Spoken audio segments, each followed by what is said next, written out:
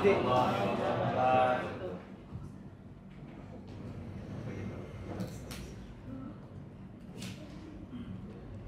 asrofil anbiya'i wal mursalin wa ala alihi wa sahbihi ajma'in. Subhanallah walhamdulillah wala haula wala quwwata illa billah. Allahumma sholli ala sayyidina Muhammad al-Fatih lima ughliq wal khatim lima sabaq nasil haqqo bil haqq wal hadi ila siratal mustaqim wa ala alihi haqqa qadrihi dan adil. Yang terhormat narasumber kita dari bagian pengadaan barang dan jasa, Bapak Ismawan Nur Laksono, SKM MTes, sebagai Kepala Bagian Pengadaan Barang Jasa Sipil Kabupaten Brebes. Kemudian Bapak Casa Sujarwo SP sebagai Kasubag Pengadaan Barang Jasa. Kemudian hadir juga dari bagian pengadaan UMP, Mbak Citra. Dari kamar kita hadir juga Ibu Citra. Kemudian yang terhormat Bapak Sekretaris Dinas Kesehatan Kabupaten Brebes, Bapak Imam. Kemudian hadir bersama kita juga Kabid Kesmas, Bapak Dr. Mukhtar. Kemudian yang saya banggakan dan saya hormati pula seluruh PLT Kasubag Tata Usaha UEPF Puskesmas se-Kabupaten Brebes. Yang saya hormati Pak Ismawan, Kepala Pengadaan Barang Jasa Setda Kabupaten Brebes, beserta tim, ada dua, Mas Casa dan Mbak Citra sebagai narasumber pada pertemuan pagi hari ini. Yang saya hormati Kepala OPTT Labkes Kabupaten Brebes atau yang mewakili hadir dari Labkes. Yang saya hormati KUPTT KP 2K atau yang mewakili hadir. Yang saya hormati Kepala UOBF Puskesmas Kabupaten Brebes, dan alhamdulillah ini ada hampir keseluruhan kepala puskesmas hadir melalui daring. Ini mungkin baru rapat kali ini, ada dua metode, Bapak Ibu semuanya melalui luring dan kepala puskesmas hadir melalui daring, sehingga bisa melaksanakan kegiatan sambil mengikuti acara pagi hari ini perihal sosialisasi pengadaan barang jasa. Serta yang saya hormati Kepala Tata Usaha se-Kabupaten Brebes yang alhamdulillah bisa hadir pada pagi hari ini, dan insya Allah sudah lengkap ya? Atau yang belum hadir ngacung? Nah, kalau senyum berarti masih sehat, terutama yang dari selatan. Nah, insya Allah sekalipun dalam keadaan berpuasa kita tetap melaksanakan tugas dan kewajiban kita. Yang saya hormati Subkoordinator Dinas Kesehatan Kabupaten Brebes, mungkin yang mengikuti via luring ataupun via daring. Kelihatannya kalau via luring nggak ada kelihatan ya, mungkin via daring. Ini kelihatannya ada via daring mengikuti. Yang saya hormati Kasubag Program Keuangan dan Kasubag Umum Kepegawaian beserta jajarannya, serta Bapak Ibu semuanya yang mungkin belum bisa saya sebutkan satu persatu. Dan saya lupa, ada suara dari mana ini? Saya lupa Pak Kabid ini membawa dari ruangan, tapi malah lupa Pak Kabid Kesmas. Ini sesepuh kita, tapi tuatis belum sesepuh kita Pak Mukhtar Kabid Kesmas. Alhamdulillah, semoga nanti bisa mengikuti sampai selesai, karena ini memang butuh arahan dan bimbingan bersama terhadap kita semuanya yang hadir pada siang hari ini. Pertama-tama mengucap puji syukur Allah Subhanahu wa Ta'ala atas segala limpahan rahmat, nikmat, sehat kepada kita semuanya, sehingga pada siang hari ini, hari Selasa 19 Maret 2024, kita semuanya bisa hadir, Bapak Ibu bisa menghadiri undangan kami dalam rangka sosialisasi pengadaan barang jasa, di mana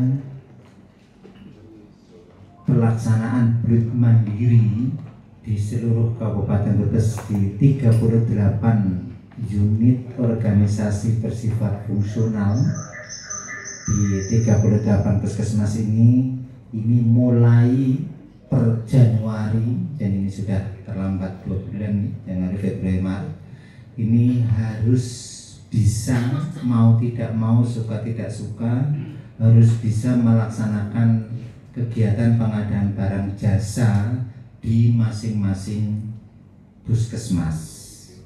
Oleh karena itu, di awal bulan Maret ini kami mengundang Bapak Ibu semuanya.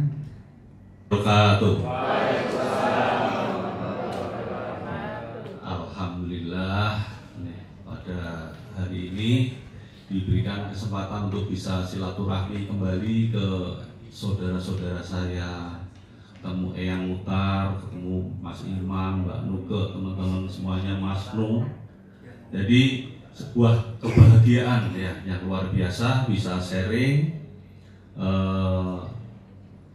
Saya kebetulan berada di bagian pengadaan barang dan jasa, merasa kalau datang ke dinas kesehatan ini ada sesuatu yang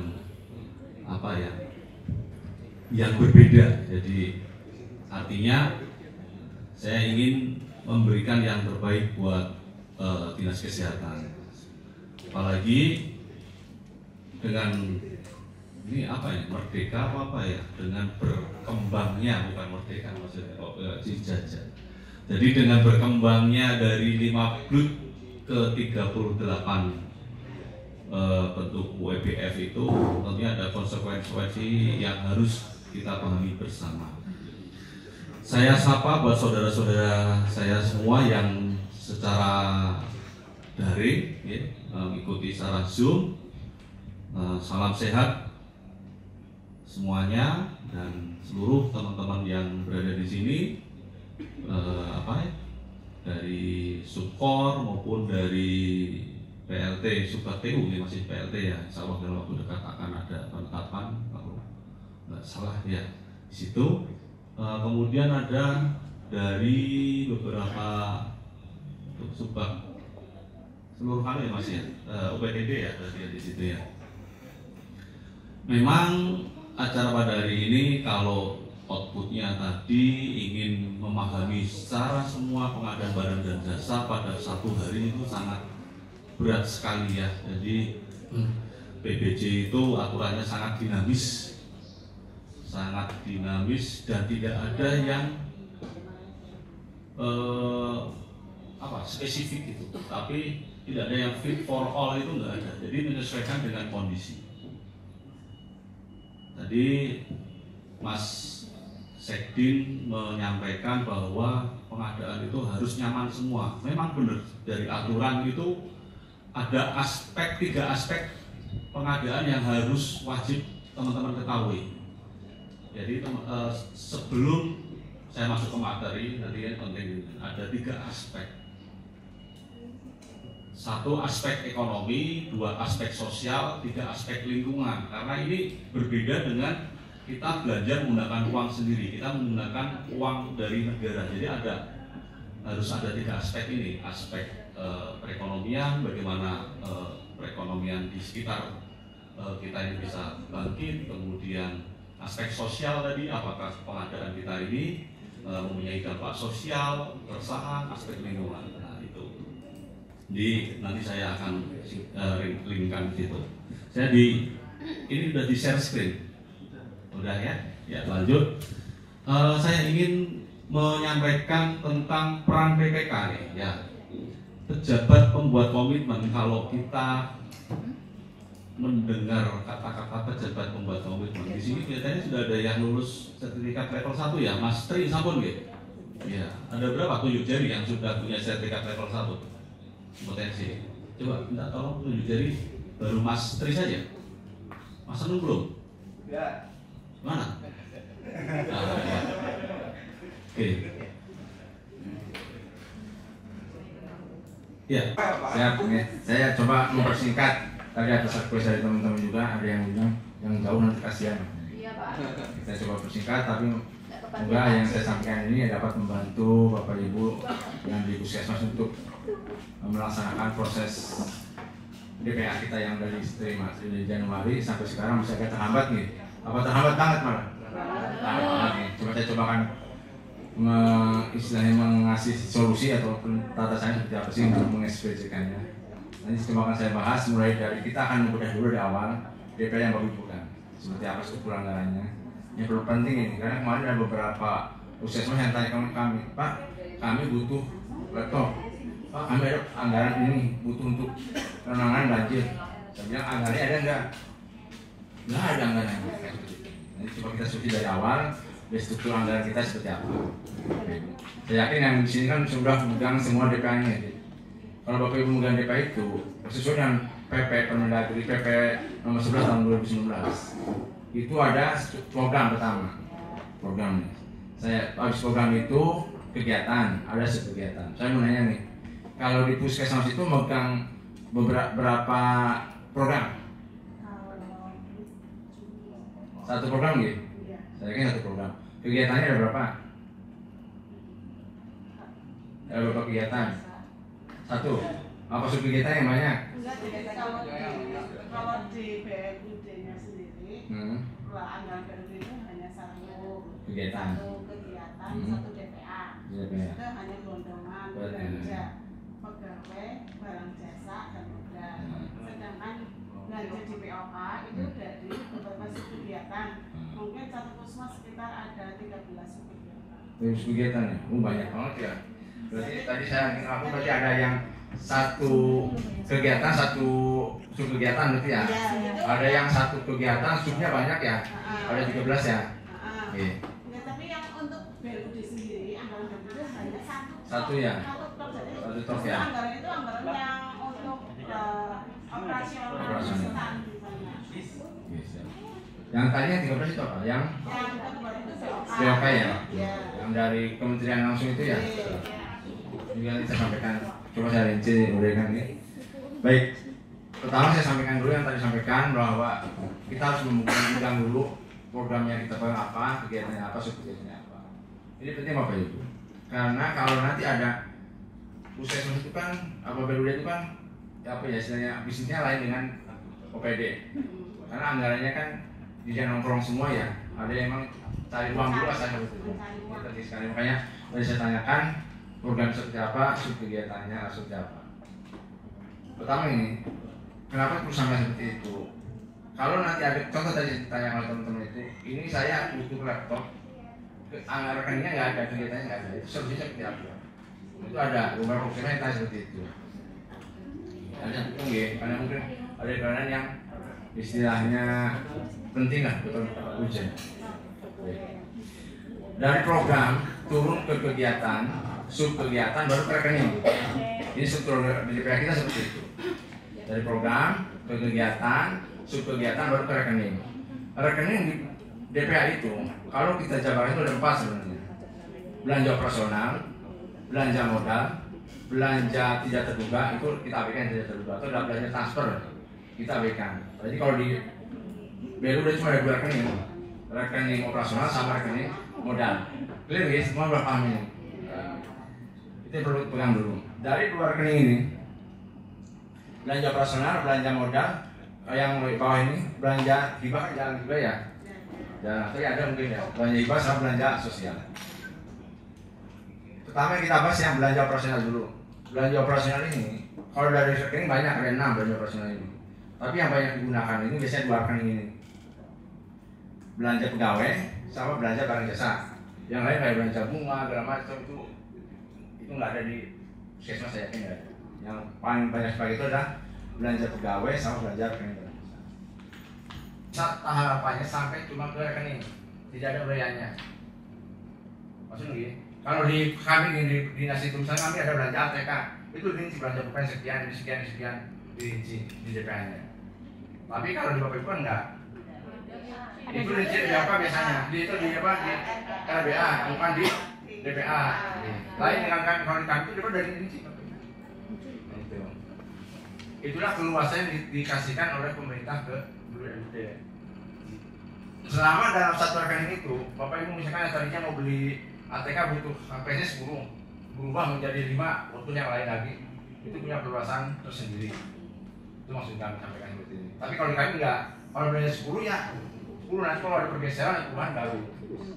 Itu bedanya di kami dengan di puskesmas. Lanjut. Sekarang kejadian misalkan ada kemarin saya ada puskesmas itu menyampaikan, saya butuh laptop, ditanyain, ini anggarannya nggak ada, belum ada di kode rekeningnya, belanja modal komputer misalkan. Solusinya seperti apa nih? Atau yang lain mungkin ada yang seperti itu. Itu maka perlu dilakukan pergeseran anggaran. Ini hari ini, minggu ini sampai minggu depan ya. Jadi 2 minggu ada DPKAD itu lagi buka pergeseran anggaran. Bapak Ibu nanti pulang dari sini dicempeng lagi nih. Bukan ada kebutuhan yang ternyata kode rekeningnya salah. Bisa aja kode rekeningnya salah nih. Dia misalnya belanjanya belanja kayak kemarin kalau ada yang belanja buat urugan, tapi rekeningnya masih rekening tanah. Kalau pengadaan tanah itu pengadaan tanah. Ya ada sertifikatnya, bukan urugan kayak gitu. Ada yang kayak gitu kemarin. Itu ada kesalahan rekening. Dan dipastikan sebelum berbelanja, cek rekening dulu. Benar nggak uangnya tersedia? Ini kenapa? Karena PPK tidak boleh berkontrak kalau uangnya nggak ada. Itu. Nah kalau berkontrak uangnya nggak ada, itu utang daerah. Ini jadi masalah. Tapi kan itu belum sebelum transaksi, tolong dicek dulu.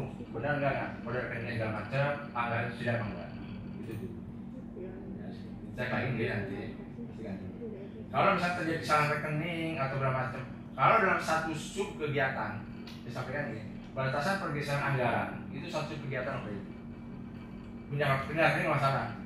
Tapi kalau Bapak Ibu pindah sub kegiatan, itu nggak boleh. Itu berarti perubahan di APBD perubahan. Berarti kalau tahun ini kemungkinan sekitar Agustus September dilaksanakan, berarti November ke sana. Ini disampaikan dari awal. Jangan sampai nanti Bapak Ibu udah berkontrak, uangnya nggak cair jadi ganti oleh penyedia, kan rempong akhirnya itu. Saya menyesalkan orang lain juga sih ya. Pokoknya untuk nanti salah satu tahapan untuk melaksanakan kegiatan itu cek dulu dulu kan. Oke, clear ya. Ini clear dulu. Khusus untuk pengadaan barang dan jasa yang bisa disambat oleh kementerian lembaga lain. Jadi kayak itu kita kemarin disambat oleh KPU, kita disambat oleh OPD vertikal, itu bisa. Nah, Pokja, kelompok kerja itu juga ada di kami. Kemudian pejabat pengadaan sesuai dengan aturan Perpres 12 itu pada seluruh pelaksana kegiatan PBJ semua personilnya, karena harus dilakukan orang yang punya kompetensi khusus, ya, bukan sampingan. Nah, kalau sekarang ini PA atau KPA, ya nanti malah rancu ya, jadi harus sertifikat atau rancu. Jadi sekarang ini kuasa penggunaan anggaran atau kepala puskesmas itu secara otomatis bertindak sebagai pejabat pembuat komitmen. Pada saat pelaksanaan kegiatannya, ya pelaksanaan kegiatannya untuk mengendalikan kontrak, untuk mengawasi, untuk mengatur, kemudian untuk report kegiatan itu bisa dibantu oleh pejabat pelaksana teknis kegiatan. Ya, jadi misalnya Mbak Ike selaku kepala dinas, selaku pengguna anggaran itu bertindak sebagai PPK karena ini amanat dari peraturan pemerintah PP.